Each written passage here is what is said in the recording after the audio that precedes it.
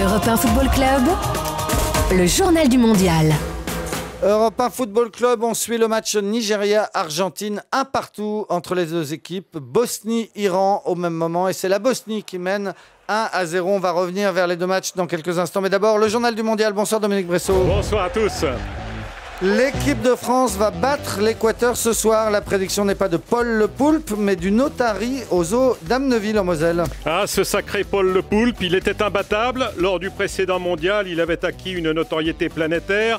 Dans son aquarium d'Oberhausen, dans l'ouest de l'Allemagne, il avait deviné tous les résultats de l'équipe allemande ainsi que la victoire de l'Espagne en finale. Un peu au péril de sa vie d'ailleurs, car des supporters mécontents voulaient lui faire la peau et le découper en petits morceaux pour le mettre dans une paella. Je vous rassure, il n'est rien arrivé de fâcheux à Paul Le Poulpe qui a rejoint le paradis quelques mois plus tard, la durée de vie d'une pieuvre n'étant que de 3 ans maximum. Sur ce créneau divinatoire, la concurrence fait rage aujourd'hui pour cette Coupe du Monde entre un éléphant en Allemagne, un cochon d'Inde en Suisse, une tortue au Brésil et donc une otarie en France au zoo d'Amnéville en Moselle. L'otarie Watson qui a déjà prédit la victoire des Bleus contre le Honduras puis contre la Suisse.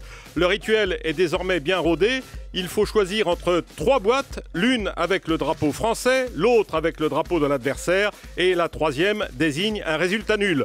L'otarie Watson s'est sans hésiter rué vers la boîte aux couleurs de la France. C'est évidemment élémentaire, mon cher Nicolas. Et pendant la Coupe du Monde, les paris les plus fous sont parfois engagés, comme celui par exemple qui consistait à miser sur le geste de Luis Suarez, l'attaquant de l'Uruguay qui a mordu hier un joueur italien. Oui, Suarez est un récidiviste puisqu'il a déjà mordu un joueur aux Pays-Bas et un autre en Angleterre et à ce titre, plusieurs parieurs étaient persuadés qu'il allait recommencer. 167 personnes ont donc misé hier sur une agression de ce type.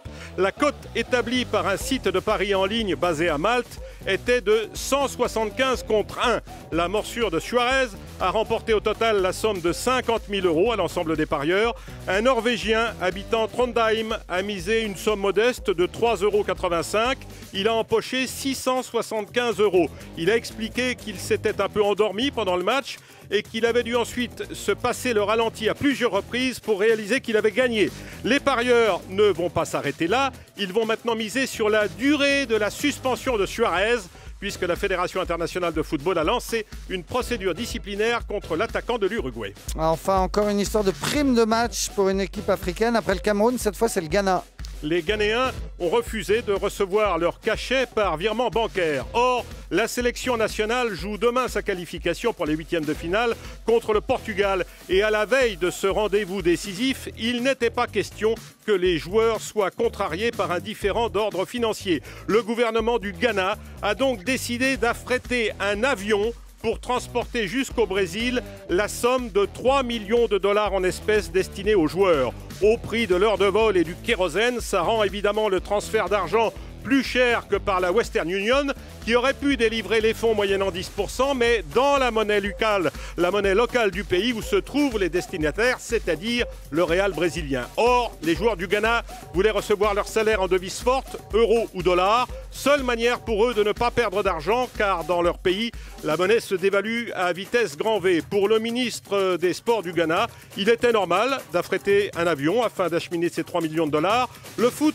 c'est la passion de la nation, a-t-il dit, et tout le monde en voudra au gouvernement s'il ne fait pas le maximum pour permettre la victoire de l'équipe nationale. C'est beau, non, la passion? C'est très beau, merci beaucoup Dominique Bressot, le journal du mondial tous les soirs dans Europe 1 Football Club.